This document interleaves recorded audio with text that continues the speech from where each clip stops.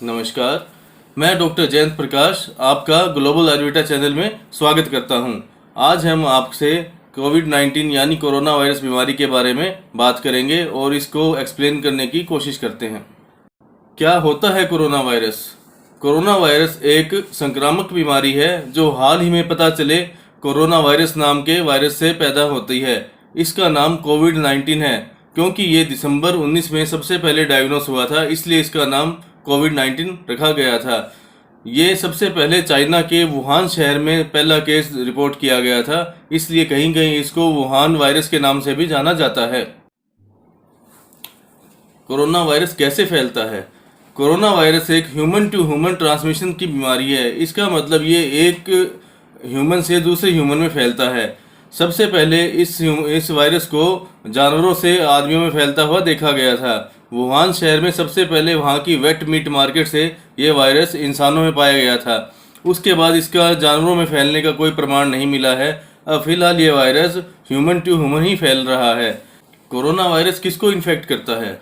Actual में corona virus सभी age group को इन्फेक्ट कर सकता है। ये बच्चों से लेके बूढ़ों में सभी में इन्फेक्ट कर सकता है, पर फिर भी बच्चों में इसके केस कम रिपोर्ट किए गए हैं। ये सबसे ज़्यादा मिडिल एज के अंदर और ओल्ड एज में इन्फेक्ट करता है। कोरोना वायरस इन्फेक्शन कैसे करता है? कोरोना वायरस रेस्पिरेटरी ट्रैक्ट का इन्फेक्शन है। ये ड्रॉपलेट मेथड से फैलता है। इसका मतलब ये डायरेक्ट कॉन्टैक्ट से फैलता है। जब किसी भी आदमी को संक्रमित व्यक्ति की खांसी से या सांस लेने से या छींकने से उसके मुंह के अंदर से जो छोटे छोटे बूंदें निकलती है, वो अगर किसी सतह पे गिरती है या किसी के हाथ पे लगती है और वो हाथ आदमी कहीं टच करता है, तो उसके बाद में वो वायरस किसी स्वस्थ आदमी के हाथ लगाने से उनके अंदर फैल सकता है। स्वस्थ आदमी के बार बार हाथ को अपने चेहरे पे, अपने आँखों पे, अपने मुंह पे लगाने पे ये फैलता है। ये रेस्पिरेटरी ट्रैक्ट को इन्फेक्शन करता है। सबसे पहले ये लंग्स में जाता है। लंग्स में जाने के बाद में अलग बॉडी पार्ट्स जैसे कि लीवर, गुर्दे इत्यादि को भी ये इन्फेक्ट करता है। क्या ये वायरस हवा से फैल सकता है? नहीं, ये वायरस हवा से नहीं फैल सकता क्योंकि ये वायरस ड्रॉपलेट इन्फेक्शन है। और जब भी किसी पानी की बूंदें या इन्फेक्शन की बूंदें या म्यूकस की बूंदें किसी आदमी के शरीर से छींकों के रास्ते या सांस के रास्ते या खांसी के रास्ते निकलती है, तो हवा में 1 से 1.5 मीटर की दूरी तक ही वो जा सकती है। उसके बाद पानी की बूंदें यह भारी होने की वजह से धीरे धीरे नीचे सतह पे बैठ जाती है या किसी सरफेस पे बैठ जाती है। इसलिए ये वायरस डायरेक्ट हवा से नहीं फैल सकता। कोविड-19 के क्या लक्षण होते हैं? कोविड-19 अलग अलग लोगों को अलग अलग तरह से प्रभावित करता है। इसका मतलब इसके हर एक इंसान में अलग तरह के लक्षण पाए जाते हैं। इसके दो तरह से इन्फेक्ट किसी किसी को ये एसिम्प्टोमेटिक यानी बिना लक्षणों वाला होता है और कुछ लोगों में ये सिम्प्टोमेटिक होता है यानी जिसमें लक्षण पाए जाते हैं। एसिम्प्टोमेटिक व्यक्ति में किसी भी तरह का कोई लक्षण नहीं होता, परंतु फिर भी वो उतने ही ज़्यादा खतरनाक होते हैं जितने की लक्षण वाले व्यक्ति होते हैं, क्योंकि उसमें लक्षण तो नहीं होता पर वायरस की तो मात्रा उनमें होती है। और जिनमें लक्षण होते हैं उनमें 3 तरह से लक्षण होते हैं। उनमें माइल्ड, मॉडरेट और सीवियर लक्षण। इसका मतलब बिल्कुल थोड़े लक्षण और मीडियम लक्षण और बहुत ज़्यादा लक्षण होते हैं। इस बीमारी के जनरल सिम्टम्स यानी सामान्य लक्षण क्या होते हैं? इसमें सामान्य लक्षण सूखी खांसी, बुखार और थकान का होना, ये इस बीमारी के सामान्य लक्षण होते हैं। इसके अलावा जो इस बीमारी के माइल्ड लक्षण यानी कि बिल्कुल हल्के लक्षण, उसमें गले में खराश होना, बुखार होना या शरीर का टूटना या थकावट का फील करना, वो होता है। मॉडरेट लक्षण यानी कि मध्यम लक्षण में सांस में थोड़ा दिक्कत होना या सांस को खींच के आना या स्वाद व गंध का पता ना चलना, ये मॉडरेट लक्षण होते हैं। सीवियर लक्षण का मतलब बहुत ज़्यादा गहरे लक्षण का मतलब होता है उस लक्षण के टाइम में मरीज बहुत ज़्यादा ही बीमार फील करता है और उसको सांस लेने में काफ़ी दिक्कत होती है और चलने में और बोलने में असमर्थता होती है। गंभीर लक्षण दिखने पर तुरंत चिकित्सा सहायता लेनी चाहिए या 1075 टोल फ्री नंबर पर कॉल करके चिकित्सा परामर्श लेना चाहिए। अपनी किसी भी नज़दीकी अस्पताल में या कोविड केयर सेंटर में जाने से पहले फ़ोन करके अपनी अपॉइंटमेंट बुक कर लेनी चाहिए। जो लोग स्वस्थ हैं उन्हें कहीं पे जाने की ज़रूरत नहीं होती या जिनमें माइल्ड लक्षण हैं उनको भी घर पर ही रहना चाहिए। उन लोगों को अपने घर पर ही आइसोलेशन में रहना चाहिए और लोगों से दूर रहना चाहिए। जहाँ तक संभव हो सके उनको अपने अलग ही वॉशरूम का यूज करना चाहिए, जिससे ये बीमारी और किसी घर के स्वस्थ मेंबर्स को ना फैल सके।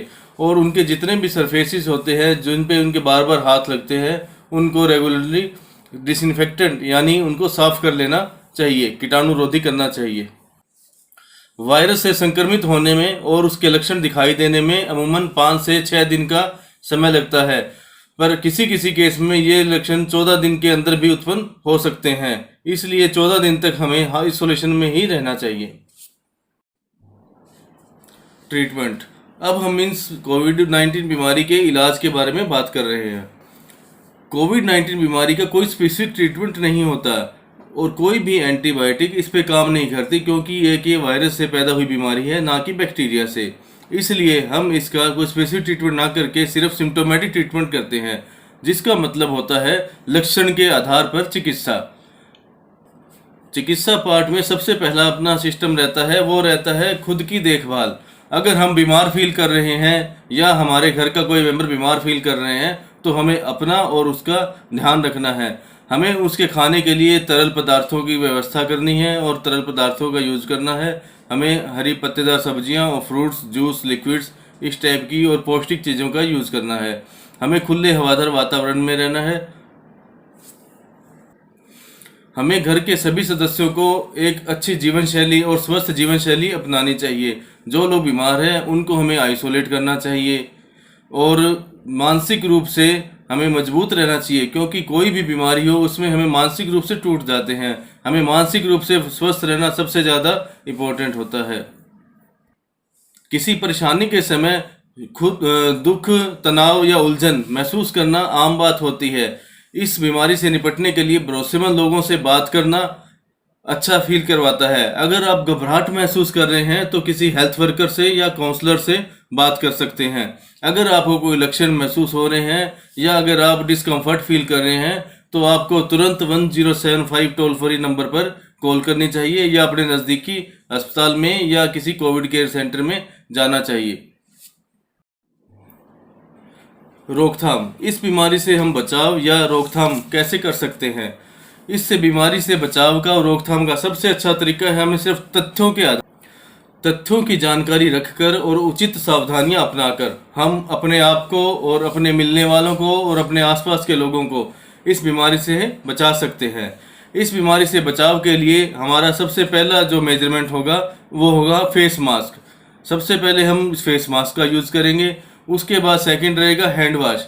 हमें बार बार अपने हाथ साबुन और पानी से साफ करने चाहिए। साबुन और पानी ना मिलने की अवस्था में या हमें बाहर जाने की अवस्था में हैंड सैनिटाइजर का उपयोग करना चाहिए और हमें आपस में सोशल डिस्टेंसिंग बना के रखनी चाहिए। इसका मतलब होता है हमें 2 मीटर की दूरी एक से दूसरे आदमी के बीच में बना के रखनी चाहिए और जहाँ तक संभव हो सके हमें अपने घर पे ही रहना चाहिए। घर से हमें बाहर बहुत ही कम निकलना चाहिए।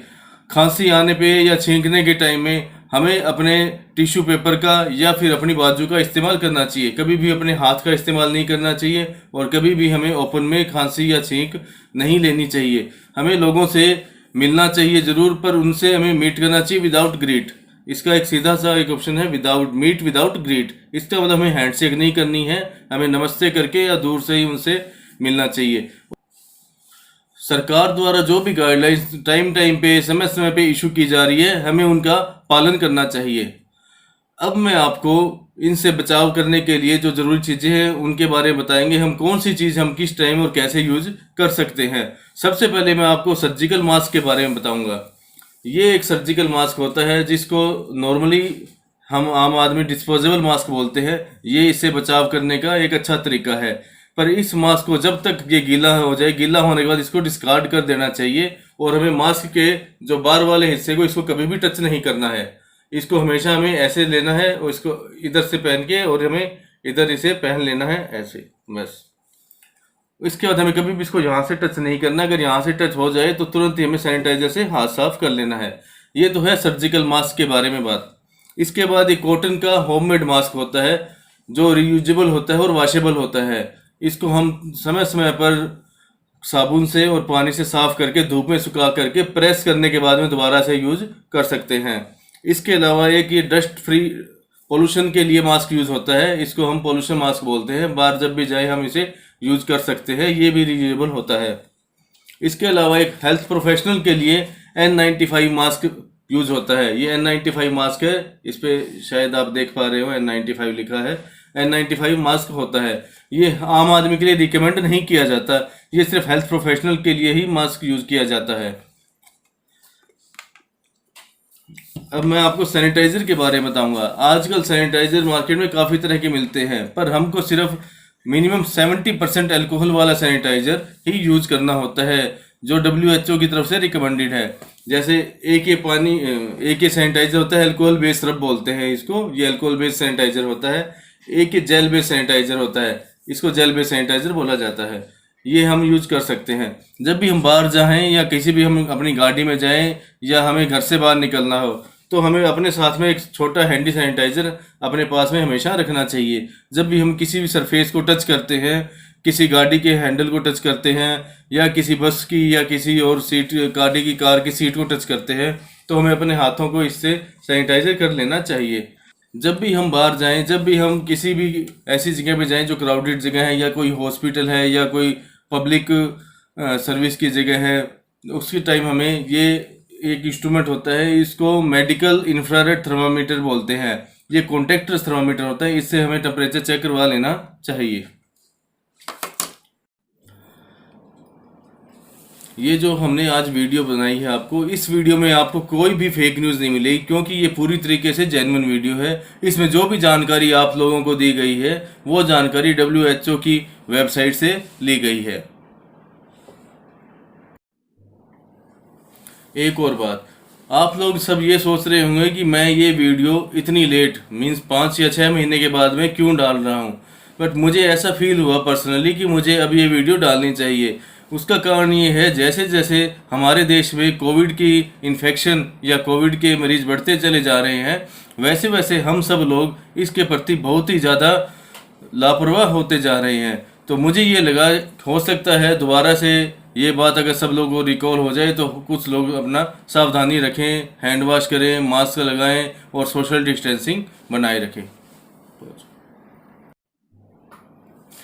हम इस चैनल पर इस तरह की एजुकेशनल वीडियो और भी अपलोड करते रहेंगे। अगर आपको ये वीडियो अच्छी लगी है या आपको इस वीडियो से कोई जानकारी प्राप्त हुई है, तो आप इस तरह की और वीडियो की जानकारी प्राप्त करने के लिए इस चैनल को लाइक कीजिए और सब्सक्राइब कीजिए। थैंक्स। जय हिंद।